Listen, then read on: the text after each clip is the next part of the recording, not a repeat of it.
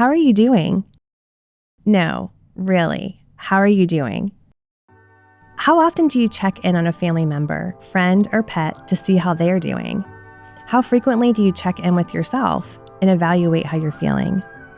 When we see each other, we oftentimes will ask each other, how you doing, as a way of connecting and greeting one another.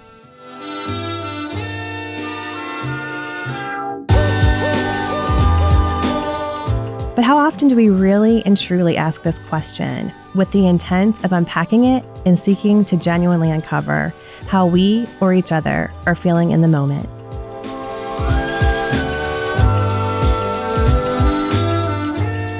We do not have to be a counselor to be supportive and check in. However, I'm an advocate for seeking support and seeing a counselor at any point to discuss with a caring, welcoming, safe, and supportive counselor who will walk alongside you to explore any issue, concern, or challenge you may be facing. In our community, being aware of our own wellness and then making connections and checking in on our people and community can create a culture of wellness where we care for and support each other through life's celebrations and ups and downs. Let's begin with wellness. What is wellness anyway? How do we define it? On the website positivepsychology.com, Dr. Justin Sutton shares a few perspectives on wellness. Wellness is about maintaining mental and physical fitness and having enough energy to meet occupational and personal commitments. The Global Wellness Institute describes it as the active pursuit of activities, choices, and lifestyles that lead to a state of holistic health. Oftentimes, when we talk about wellness, we can visualize the various parts of wellness through a wellness wheel. I have included a pictorial representation of this page and will briefly describe the 8 key components of wellness offered by SAMHSA, the Substance Abuse and Mental Health Services Administration. I encourage you to begin thinking about your own wellness needs as I take you through each of the dimensions. Keep in mind, the 8 dimensions will be shared individually, but in so many ways are interconnected and impact one another. The 8 dimensions are as follows. The first dimension is emotional wellness. This involves coping effectively with life and creating satisfying relationships. It includes being aware of your feelings, expressing your feelings to people you trust, even seeking out support with upsetting emotions, and also perhaps learning your strengths and things you want to improve upon. The second dimension is spiritual wellness. This dimension expands your sense of purpose and meaning in life. Keep in mind, this spiritual wellness does not necessarily need to be religious, but could rather enhance your sense of connection to self, nature, and others. The third dimension is intellectual wellness. This is recognizing your creative abilities and finding ways to expand your knowledge and skills. You can practice intellectual wellness by attending courses, attending the public library, perhaps finding a book or a book series that interests you, and connecting with others around our community. The fourth dimension is physical wellness. This is recognizing the need for physical activity, diet, sleep, and nutrition. Some ways to promote your physical wellness may be staying active, making healthy food choices, or even getting enough sleep. Also, another opportunity may be to ensure that you're regularly attending any doctor's appointments for your continued maintenance and self-care. The fifth dimension is environmental wellness. This may be one that you haven't thought about before. This involves achieving good health by occupying pleasant, stimulating environments that support well-being. You can do this by decluttering your living space, by perhaps donating or recycling things you don't need, getting out into nature and appreciating and valuing nature, or even seeking out experiences that have a calming effect. The sixth dimension is financial wellness. This is finding satisfaction with current and future financial situations.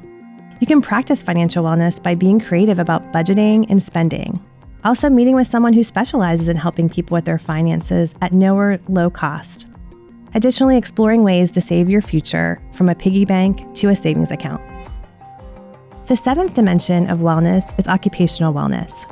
This means getting personal satisfaction and enrichment from one's work and hobbies. You can do this by exploring your career through volunteer opportunities or perhaps even a full-time or part-time job in an area that you're passionate about. Also consider taking breaks and learning from your mistakes. We all know that everyone makes them, so we all can learn from them. The eighth and final dimension is social wellness, which involves developing a sense of connection, belonging, and a well-developed support system. You can practice social wellness by making a list of supportive family, friends, and coworkers and peers. Making at least one connection each day by either calling someone, emailing, or even visiting a friend can be a way to create connection. Also think about joining a club or social group, or even perhaps volunteer on campus or off campus. Getting involved can enhance your support network.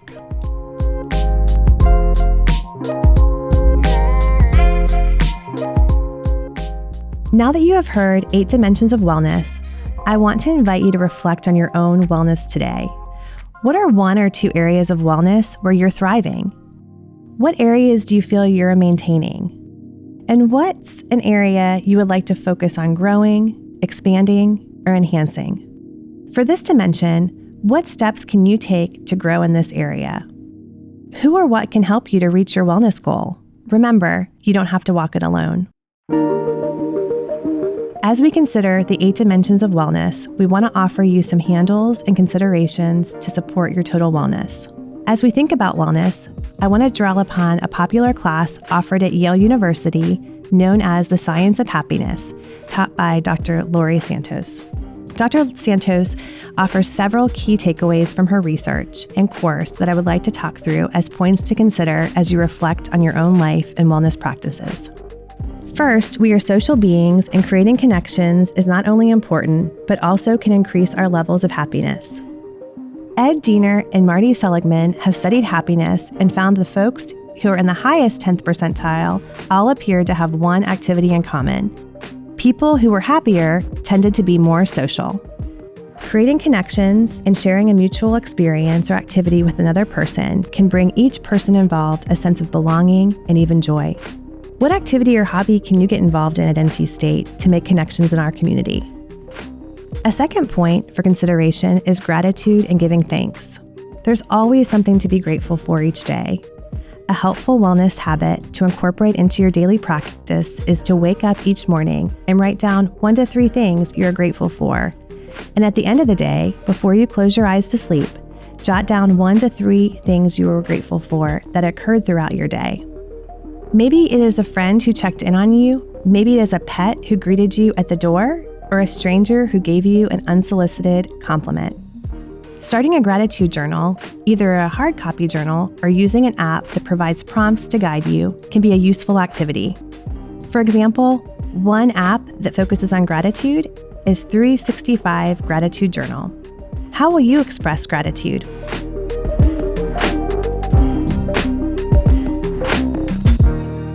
A third wellness consideration focuses on the here and now and being present in the moment. We live in a world where we are bombarded with information and opportunities to engage at all times, 24/7. Our phones can be devices that pull us from the present moment, and we can miss out on opportunities that are happening right in front of us. Instead of looking back on the past and too far forward to the future, practicing remaining in the present can improve our happiness and well-being. How can you be more present-focused and in the moment? Keep your phone inside and taking a walk outdoors and noticing all the sounds, colors, animals, and world around you can be one example of being in the moment. With regard to wellness, taking the time to move our bodies in some way is vital. Whether it's stretching, walking, or engaging in an activity that generates motion, it is not only good for our body, but also our spirit. Equally as important is rest. Rest is a necessity for our bodies and minds, which allows for healing and reduces stress. Remember the 4 R's and practice them often, and especially when needed. Rest, relax, rejuvenate, repeat.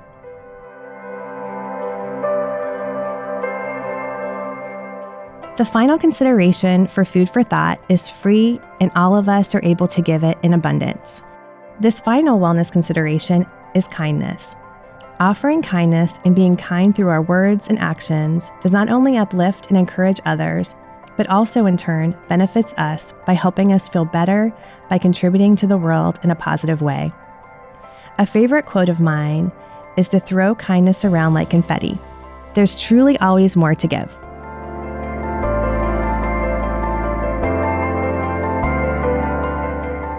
Don't forget to also be kind to yourself. Sometimes we can be our own worst critic and imposter syndrome can take over. Let's extend the same level of kindness to ourselves as well.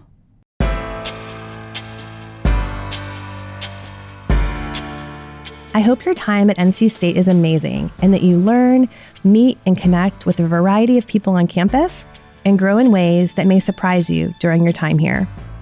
You should also be prepared for some more difficult times as you take this big step. You may have tough days, difficult courses, or personal challenges. All of this is a normal and expected part of life. Fortunately, NC State University offers a treasure trove of resources available to you through a variety of offices on campus. This is not an exhaustive list, but I want to share several resources with you to tap into during your time at NC State. I encourage you to connect and get to know your academic advisor throughout your time in your academic program. Your advisor can not only help you plan ahead and develop a plan toward graduation and academic success, but also serve as a pivotal resource for you throughout your academic journey. Speaking of your academic journey, I would imagine your goal in attending NC State is to graduate and apply and obtain a job after graduation. We are so fortunate to have a University Career Development Center that offers opportunities to connect with career counselors who can support you throughout your career exploration, major selection, resume and cover letter preparation, internship and job searches, career fair preparation, helping you to prepare for interviews, and a variety of other services.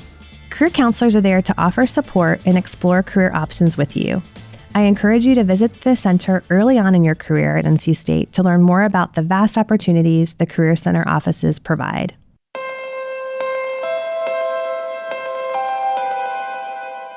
Additionally, there are other resources right at your fingertips. Life can be hard and challenging in so many ways. The NC State Counseling Center and the Prevention Services Departments offer resources and services to support your overall wellness. I encourage you to review all the resources in the wellness link in the resources section for this podcast. They include numerous support services on campus, including but not limited to the campus community centers, fitness centers, campus health, the Disability Resource Office, Counseling Center, and much more. As you reflect on your own wellness, we encourage you to check in with yourself frequently to see how you're doing and feeling. Utilize the resources available to you. They are here for you and there to help. Additionally, as you check in with yourself, be mindful and consider checking in on your friends, family, and community around you. If you notice a change in your roommate or friend, check in with them to show you care. And please know there are resources available that you can pass along to them as well. I am grateful you are taking the time to examine your own wellness and making it a priority. My hope is that you will be able to take away a few nuggets of information or resources that you will bring forward into your wellness journey. One of my favorite quotes is progress, not perfection. As we center wellness in this segment, discussing wellness can sometimes feel like a slippery slope and like a list of boxes to check off as we attempt to attend to our wellness each day. Let's reframe this and think about wellness from a progressive and ongoing perspective, and a habit where we are not seeking perfection, but rather giving ourselves grace to learn, explore, and rest as our bodies, minds, and souls need it. We are in this together, and please know you are never alone. We are all part of the pack.